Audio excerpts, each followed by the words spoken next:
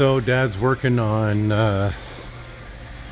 got the yoke attached to the the yoke is back on the diff, yoke's attached to the drive shaft's attached to the rotor, and the brake is being installed on the rotor. So hopefully this is one of the last big tasks for Dad. He's got some visitors here right now. They're just supervising. There's Steve and then Pete, and I'm just busy cleaning here. I washed the whole machine top to bottom 3 times.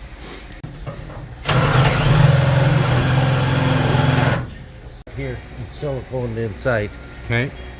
And I'm ready to, this is all bolted down now. Yeah. So I'm ready to, once I get a brake, hook up the brake line. Okay. So when I was washing, I noticed that getting water in here, so Dad had to re-silicone, and he's got the escape hatch in now with the strap, and he was working on that cross brace here today, and he's got the brake all attached. Rotor attaches to the brake attaches to that cross beam. Dad's probably done there. He says he's going to put in the brake line now, and then we still got to put in a different light here for the customer, and but it's all been painted.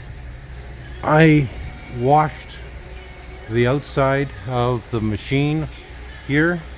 One of the things I noticed is that's plexiglass. All plexiglass except the front one. And then so that's glass, but it was black paint and yellow paint on there, so I had to clean that off. Took a few hours. And what's wrong, Charlie? And so that took a few hours, but Dad's getting closer here, and hopefully we can wrap this up in the next couple of days.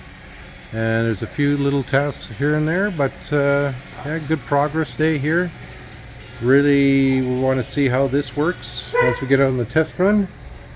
And so yeah, it's all coming together. Just takes time.